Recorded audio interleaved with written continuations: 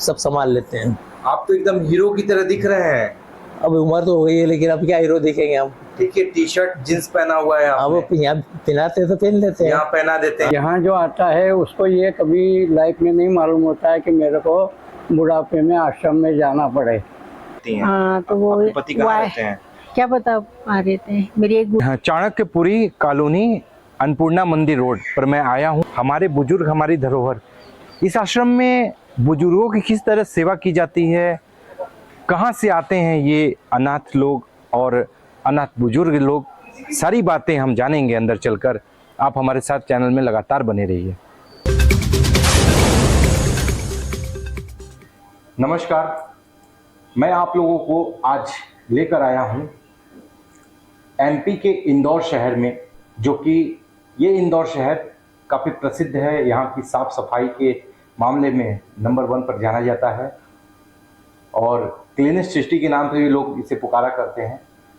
तो आज यहाँ पर इंदौर के अंदर एक ऐसी संस्था है जिसका नाम है गोल्ड कॉइन सेवा केंद्र और दशरथ आश्रम, जो कि गरीबों के लिए ये संस्था काफ़ी लगातार कई सालों से कार्यरत है और जो अनाथ लोग हैं उनकी सेवा में लगातार लगी रहती है। तो आइए, देर नहीं करूंगा, मैं हमारे समीप बैठे हुए हैं वाइस प्रेसिडेंट संस्था के संदीप नागर जी। संदीप नागर जी, आपका मेरे चैनल में स्वागत है। नमस्कार। और आपकी संस्था कितने सालों से है और क्या कार्य कर रही है, सारी बातें आप हमारे चैनल के माध्यम से बताइए। गोल्ड कॉइन सेवा ट्रस्ट 2020 में रजिस्टर्ड हुआ। उसके पहले हम 2018 से गोल्ड कॉइन सेवा समिति के नाम से चला रहे थे। 2 साल उसी नाम से चल रही थी। और गोल्ड कॉइन सेवा ट्रस्ट का हमारा चालू करने का उद्देश्य सबसे पहले यही था कि जो 60 ईयर प्लस बुजुर्ग जिनको आज निराश्रित है और रोड पे पड़े रहते हैं या कई एक्सीडेंट में पड़े रहते हैं, उनको उठा के आश्रम में लाना, उनकी सेवा करना। उसके पश्चात 2018 के बाद में हमने गोल्ड कॉइन सेवा ट्रस्ट के नाम से एक नई रजिस्टर्ड ट्रस्ट बनाया। उसके अंतर्गत दशरथ सेवाश्रम, जो आप यह देख रहे हैं, इसकी स्थापना की और आज करीब 6 साल से सतत रूप से करीब हम लोग 35 से 40 बुजुर्ग रेगुलर यहाँ पर रहते हैं। उसके पश्चात अभी हाल फिलहाल में हम लोगों ने एक हाउस हमको और मिला था, किसी से माताजी ने दिया था कि आश्रम खोलो उस पर, तो वो LIG में लक्ष्य इसने सेवाश्रम के नाम से अभी चालू किया है। वहाँ पर भी अभी 8 महिलाएं मौजूद है जी। आपके इस संस्था में कितनी महिलाएं हैं, कितने पुरुष हैं जो कि वृद्ध हैं? सारे ही वृद्ध हैं। हमारा 60 ईयर प्लस बुजुर्ग जो है उन्हीं को हम लोग रखते हैं। उससे कम उम्र के 60 years plus senior citizen 60 plus वालों को आप रखते हैं संस्था में।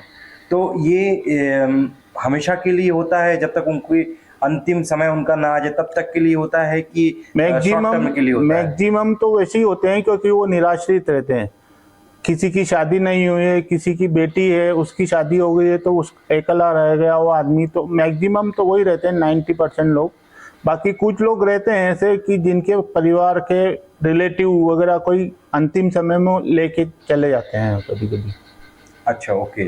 तो आपकी संस्था जैसे आपने कहा 6 सालों से कार्यरत है इस काम में, बहुत ही सुंदर काम है ये। और कितनी और संस्थाएं हैं आपकी, अभी तक कितने ब्रांचेस हैं? इसकी दशरथ आश्रम की हमारी 2 ब्रांचेस है। इसके अलावा हम लोग 12 प्रकल्प और करते हैं, जिसमें मेन हमारा प्रकल्प है मेडिकल उपकरण का।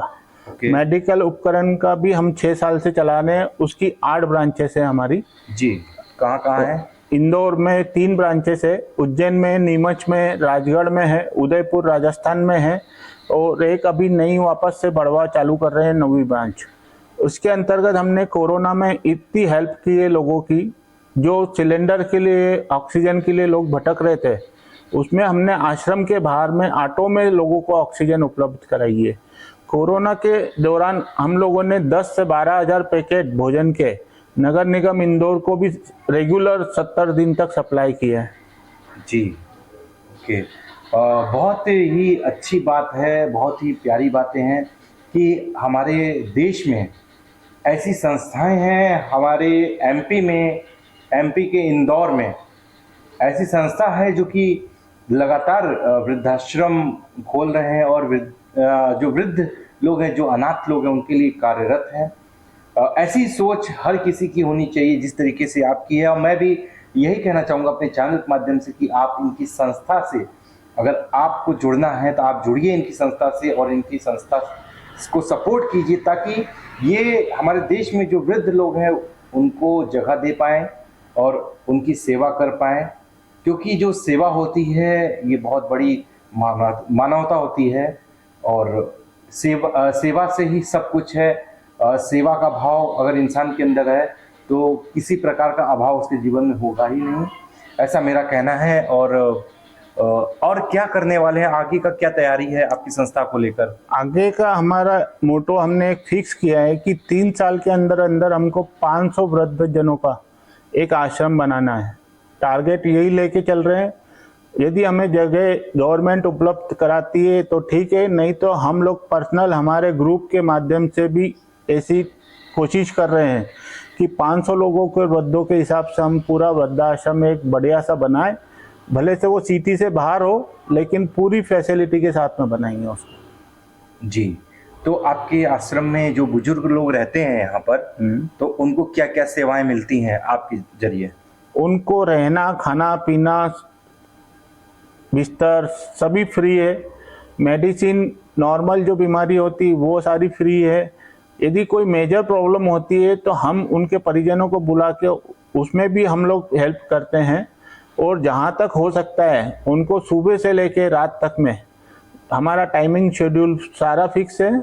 सुबह 9 बजे से सुबह 6 बजे से चाय बिस्किट, 9 बजे नाश्ता, 12 बजे भोजन, 4 बजे फिर चाय बिस्किट, 5:30 बजे फ्रूट्स, 7:30 बजे भोजन, 8 बजे दूध। ओके, बहुत अच्छी बात है। ऐसे क्या जिस तरीके से इन्होंने संस्था के रूल्स बनाए हैं और चीज़ों को मतलब टाइम टू टाइम हर एक चीज़ अवेलेबल है या इस आश्रम में जो बुजुर्ग हैं उन लोगों के लिए। और ख़ासकर अगर देखा जाए शारीरिक चीज़ें जैसे होती हैं कि योगा, आसन, क्या ये सब चीज़ें भी आपकी संस्था कराती है? ऐसे कैंप लगाते हैं हम बार बार, लेकिन वो लोग कर नहीं पाते हैं मैक्सिमम लोग। फिर भी कोशिश करते हैं उन लोगों के लिए, और इसीलिए हम लोगों ने इनको 2 घंटे कंपलसरी बोल के रखा है कि 5 से 7 शाम को घूमने जाना है, बाहर रोड तक, मंदिर तक जाना है, मतलब जाना है जी। कि थोड़ा बहुत चलना फिरना, थोड़ा बहुत इन लोगों से थोड़ी सी हेल्प हम वो उसमें भी लेते हैं। जो हम टिफिन सेवा चलाते हैं, सुबह 6 बजे से वो चालू हो जाती है हमारा भोजन बनना। 9 बजे के पहले 250 टिफिन रोज रेगुलर, वो भी सारे बुजुर्ग लोगों को जाते हैं। उसके लिए वो उन लोगों से थोड़ी हेल्प लेते हैं हम कि पैकिंग में हेल्प करें, थोड़ी सी ऐसी चीज़ों में, सब्जी काटने में हेल्प करें जी। इसलिए उनको थोड़ा सा उनका भी मन लगता है। और उसके बाद में 2 टाइम हम लोग 1-1 घंटे का इनका राम नाम का भजन का प्रोग्राम भी रहता है, रोज सुबह भी शाम को भी। ऊपर हमारे आश्रम में 2 मंदिर भी है, एक तो राम मंदिर है और एक बालाजी सरकार का भी मंदिर है। उसमें भी डेली सुबह शाम आरती सब करने को लिए सबको कंपलसरी है। क्या बात है। मैं चाहूँगा कि हमारे देश में जिस तरीके का माहौल इस समय चल रहा है कि अनाथ आश्रम खुल रहे हैं, एक तरह से तो ये सही भी है, एक तरह से एक गलत भी है। क्योंकि गलत इसलिए है कि जो बच्चे अपने माँ बाप को छोड़ देते हैं, जो बच्चे पैसे कमाने के चक्कर में विदेश जाकर व्यापार कर रहे हैं, विदेश जाकर जॉब कर रहे हैं और अपने माँ बाप को वृद्धाश्रम में लाकर खड़ा कर देते हैं, ये सब भी गलत है। इससे हमारे देश की बदनामी होती है। ऐसा नहीं होना चाहिए। अगर आपको पैसा ही कमाना है तो आपको एक सदस्य ऐसा होना चाहिए आपके परिवार का जो कि आपके माँ बाप का ख्याल रखे, जो आपके घर में बुजुर्ग हैं उनका ख्याल रखे। इस बात को आप ज़रूर ध्यान दीजिएगा। हमारे चैनल के माध्यम से मैं ये आपको ज़रूर बताना चाहूँगा। और एक चीज़ मैं जानना चाहता हूँ आपसे कि जैसे कि आपकी संस्था एमपी तक ही सीमित है कि आप चाहते हो कि यूपी तक जाए, ये महाराष्ट्र, दिल्ली, मुंबई इस लेवल पे भी जाए आपकी संस्था? हम लोगों को अभी मात्र 5 साल हुए चालू किए को, और कोशिश तो हमारी ये है कि ये ऑल इंडिया बेसिस पे रहे। कोशिश तो हमारी यही रहती है कि कई बुजुर्गों को हम काउंसलिंग करके वापस घर भेजते हैं। हम नहीं चाहते हैं कि बुजुर्ग कोई वृद्धाश्रम में रहे। बच्चों को भी समझाइश देते हैं, बुजुर्ग को भी समझाइश देते हैं। उसके बावजूद भी यदि कोई रह नहीं होता है तो फिर हम वृद्धाश्रम में रखते हैं, और हमारी कोशिश तो यही रहेगी कि हम ऑल इंडिया बेसिस पे कुछ काम करें।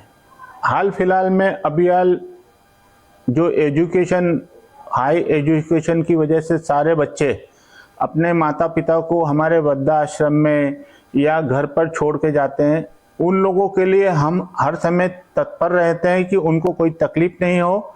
और यदि कोई हमारे आश्रम में आकर रहना चाहता है तो उनको इमीडिएट हम लोग उसमें आश्रम में जगह देते हैं।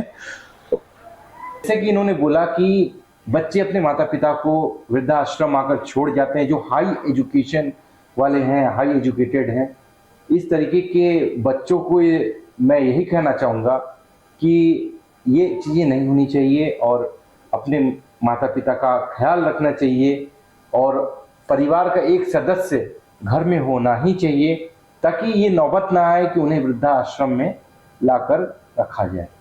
हालांकि हर वृद्धाश्रम इसलिए खोल दिए जाते हैं, कुछ बच्चे होते हैं जो कि उनको नहीं पता है कि उनका भी बुढ़ापा आएगा और वो भी उस दौर से गुजरेंगे, जब उनको समझ में, तभी समझ में आएगा कि मेरे माँ बाप के साथ मैंने क्या किया था, उन्हें वृद्धाश्रम में मैंने क्यों छोड़ा, तभी वो वक्त आएगा, उनको समझ में आएगा। तो इसलिए मैं यही कहूँगा कि आप सभी से रिक्वेस्ट है कि आप अपने माता पिता का साथ कभी न छोड़ें। माता पिता ही हमारे देवतुल्य हैं, प्रथम है, माता पिता के साथ रहें। ये हॉल है हमारे आश्रम का जी, जिसमें सारी एक्टिविटीज होती है जी। सुबह शाम 1-1 घंटे राम नाम करवाते हैं बुजुर्गों से जी। उसके अलावा हमारे जो विजिटर्स आते हैं, कोई जन्मदिन मनाना आता है, कोई पुण्यतिथि बनाने आता है, उसके लिए हमने ये हॉल, उसके अलावा कोई डॉक्टर्स जैसे कैंप लगाते हैं, डेंटल के हैं, दूसरे आइज के हैं, वो भी सारी एक्टिविटीज हम इस हॉल में करते हैं। बाकी रूम मैं देखना चाहता हूँ कहाँ पर आप बुजुर्गों को आप जगह दिए हुए हैं। जी। आइए देखते हैं। तो ये आप देख पा रहे हैं कि यहाँ पर आजाद कक्ष लिखा हुआ है। ये क्यों लिखा है, आइए जानते हैं, अंदर आइए, चलते हैं, देखते हैं कि किस तरीके से जो वृद्ध लोग हैं। नमस्ते, कैसे हैं आप लोग? ये आपने यहाँ पर जो ये हमारे बुजुर्ग हैं सर। हाँ, बेड बनाकर। नमस्ते, कैसे हैं आप? ठीक है। क्या नाम है आपका? जगदीश नाइक। कितने दिनों से हैं आप? यहाँ मुझे 5 साल हो गए। दिनों नहीं, 5 साल से हैं आप? 5 साल हो गए मुझे। यह खुला था आश्रम, जब से ही हुआ हैं। कोई प्रकार की समस्या होती नहीं है? कोई समस्या नहीं। अगर आती है तो हमारे जो ये है मैनेजमेंट, वो सब संभाल लेते हैं। आप तो एकदम हीरो की तरह दिख रहे हैं। अब उम्र तो हो गई है, लेकिन अब क्या हीरो दिखेंगे हम। ठीक है, टी शर्ट जींस पहना हुआ है आपने। अब यहाँ पहनाते तो पहन लेते हैं, यहाँ पहना देते हैं। हाँ, मिल कितना जाता अच्छा था। आपको ख्याल लोग यहाँ किया करते हैं। ख्याल तो रखते हैं हमारा, जब भी तो। कहाँ के रहने वाले हैं आप? वैसे मेरा जन्म है हरसोला गाँव का जी। और छोटे से बड़ा मैं इंदौर में हुआ हूँ। अच्छा, राजवाड़ा क्षेत्र में जी। किताबों की दुकान के पीछे गली है एक, वहाँ कोरमंडली बोलते हैं उसको, वहाँ का मैं रहने वाला। बहुत अच्छा। नमस्ते, कैसे हैं आप? बढ़िया। कहाँ के रहने वाले हैं आप? प्रॉपर इंदौर का। इंदौर के हैं। और आज वृद्धाश्रम में आपकी सेवा कैसी होती है यहाँ पर? यहाँ जैसी सेवा मेरे ख्याल से मैं कहीं दूसरा आश्रम में गया नहीं हूँ, और जो सुना उसके हिसाब से और कहीं भी ये सुविधा मिलती नहीं है जो यहाँ मिल रही है। तो आप कितने सालों से हैं यहाँ? 3 साल। 3 सालों से हाँ हैं। तो क्या कारण हुआ आपको आना पड़ा यहाँ? लाइफ में किसके लाइफ में कब टर्न आए, कैसा टर्न आए बोल नहीं सकते। किसी ने कोई यहाँ जो आता है उसको ये कभी लाइफ में नहीं मालूम होता है कि मेरे को बुढ़ापे में आश्रम में जाना पड़े। लाइफ में टर्न आना पड़ा है। मतलब बच्चों ने साथ नहीं दिया आपका? अब वो कुछ भी सोचिए, वो कहानी लंबी है, उससे कोई मतलब नहीं। बिल्कुल माता जी, क्या नाम है आपका? मेरा कला निखरना। कहाँ की रहने वाली हैं आप? इंदौर की हूँ। इंदौर की। कितने सालों से इस आश्रम में मेरे को आप? 3 साल हो गए। 3 साल। सेवा होता है अच्छे हाँ, से? अच्छी बढ़िया होती है सेवा। कोई खाना समस्या नहीं होता? नहीं, खाना पीना पेड़ना ओढ़ना हमको कुछ भी नहीं लाना पड़ता, सब यहाँ से मिलता है। सब यहाँ से मिलता है। आपके पति हैं? नहीं, वो थे बाहर गए हैं। बाहर गए हैं? हाँ। तो वो बाहर गए हैं तो मतलब आप यहाँ रहती हैं? हाँ, तो वो आपके पति कहाँ रहते हैं? क्या पता आ रहते हैं। मेरी एक गुड़िया है, वो दादा दादी करने रहती है। कौन? एक लड़की है, दादा दादी करने रहती है। अच्छा, आपके पति आपको छोड़ दिए हैं? हम्म। फिर भी ये होता है, ये हमारे देश की पतिव्रता महिला हैं। आप देख पा रहे हैं कि इनके पति इनको छोड़ चुके हैं, फिर भी इनके सिर पर सिंदूर आप देख पा रहे हैं। ये कितनी बड़ी बात होती है। कहते हैं कि हमारे देश की जो महिला होती है ना, उनका जो सोच होता है शायद ही कोई समझ सके। वो आपके सामने हैं, इनके हस्बैंड इनको छोड़ दिए हैं, ये वृद्धाश्रम में है, फिर भी आज भी अपने पति के लिए ये सिंदूर लगाया करती हैं। तो जैसे मतलब तलाक वलाक तो हुआ नहीं, बाकी वो कहीं चले गए तो आए नहीं। चले गए, आए नहीं आज हाँ, तक? तलाक नहीं हुआ है। तलाक नहीं हुआ है। ठीक है, वो अलग बात है, तलाक नहीं हुआ, फिर भी आपके साथ नहीं है, फिर भी आप उनको आज भी वो सम्मान दे रही हैं जो एक वाइफ जो है अपने पति को देती है इस उम्र में भी। मिलेंगे कुछ नए खबरों के साथ, तब तक के लिए नमस्कार। स्वस्थ रहिए और व्यस्त रहिए। जय हिंद, जय भारत।